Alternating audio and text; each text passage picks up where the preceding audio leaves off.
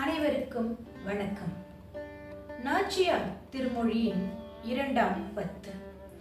முதல் பத்தில் ஆண்டாள் நாச்சியார் காமதேவனை வழிபடுவதாக, கண்ணபிரானை திருமணம் செய்ய வேண்டி காமதேவனை வழிபடுவதாக அமைந்தது முதல் பத்து. 2ஆம் பத்தில் ஆண்டாள் நாச்சியார் தம்முடைய தோழிமார்களுடன் சிற்றில் கட்டி விளையாடுகிறாள்.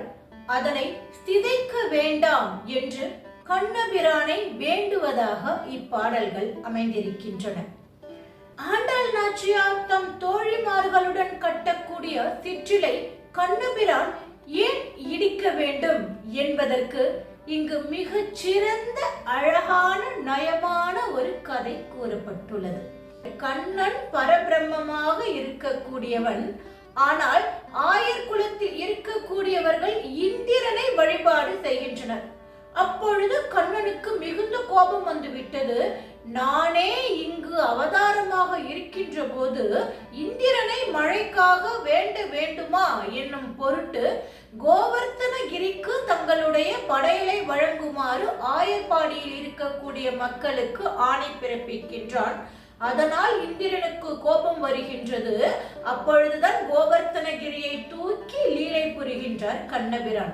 அதுபோல கோபம் வந்து விட்டதாம் கண்ணனுக்கு. எதற்காக இந்த கோபம்? கண்ணன் சொல்கின்றானாம், ஆண்டாள், நான் இங்கு இருக்கின்றேன், நான் உன்னை தேடி இருக்கின்ற பொழுது என்னை வேண்டி நீ காமதேவனை வழிபடுகின்றாயே என்று கோபம் வந்து விட்டதாம். ஏனெனில் நாச்சியார் திருமொழியின் முதல் பத்தாக அமைந்திருக்கக்கூடிய பாடல்கள் அனைத்துமே காமதேவன் வழிபாட்டின் சிறப்பினை கூறுவதாக ஆண்டாள் அமைத்திருப்பாள். அதனை பார்த்து என்னை விடுத்து காமதேவனை வழிபடுகின்றாயா என்று கண்ணனுக்கு கோபம் வந்து விட்டதாம்.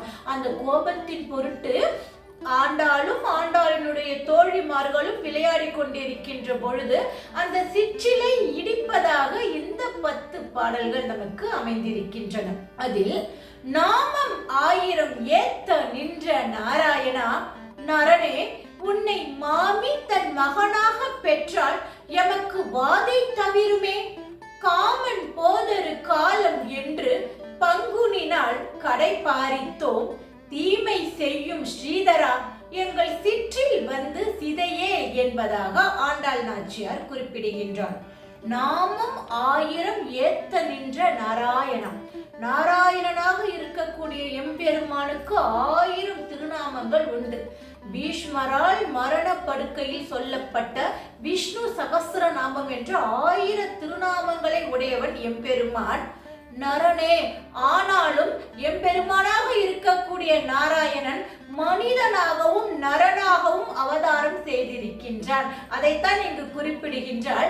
நாமம் 1000 ஏத்த நின்ற நாராயணா, நரனே, உன்னை மாமி தன் மகனாக பெற்றால் எமக்கு வாதை தவிருமே. உன்னை யசோதை மகனாக பெற்றிருக்கின்றாள். அதன் காரணமாக கண்ணனாக தமோதரனாக இருந்து நீ எங்களுக்கு எவ்வளவு துன்பத்தை எல்லாம் தருகின்றாய். இங்கு ஆண்டாள் தனக்கு துன்பம் என கூறுவது அவளுக்கு ஏற்படக்கூடிய காதல் துன்பத்தை குறிப்பதாக அமைந்திருக்கின்றது. அதைத்தான் இங்கு ஆண்டாள் குறிப்பிடுகின்றாள். காமன் போதரு காலம் என்று பங்குனினால் கடை பாரித்தோம் என்கின்றாள். காமதேவனை வழிபடுவதற்காக நாங்கள் பங்குனி மாதமும் காத்து கொண்டிருக்கின்றோம். அந்த காமதேவன் தான் எங்களுக்கு காதல் துன்பத்தை கொடுக்கின்றான் என்பதாக ஆண்டாள் கூறுகின்றாள். காமன் போதரு காலம் என்று பங்குனினால் கடை பாரித்தோம். தீமை செய்யும் ஸ்ரீதரா என்கின்றாள். கண்ணபிரான் ஆண்டாள் உட்பட்ட தோழிமார்களுக்கெல்லாம் தீமை தருகின்றானாம். எங்களுக்கு பறை தருவதற்காக வருகிறேன் என்றாயே, வந்தாயா? இன்னும் நீ வரவில்லையே, உனக்காக நாங்கள் காத்து கொண்டிருக்கின்றோம், எங்களுக்கு இப்படியா தீமை தருவாய் என்கின்றாள். தீமை செய்யும் ஸ்ரீதரா, ஸ்ரீக்கு மகாலட்சுமிக்கு கேள்வனாக கணவனாக இருக்கக்கூடியவனே, எங்கள் சிற்றில் வந்து சிதையலே என்கின்றாள். நாங்கள் இப்பொழுது சிற்றில் கட்டி விளையாடி கொண்டிருக்கின்றோம். எங்களது மனதை சிதைப்பது போல நாங்கள் கட்டிய சிற்றிலையும் சிதைக்காதே என்பதாக இந்த பாசுரமானது அமைந்திருக்கின்றது. மீண்டும் அற்புதமான மற்றொரு பாடலில் நாளை உங்களை சந்திக்கின்றேன். நன்றி, வணக்கம்.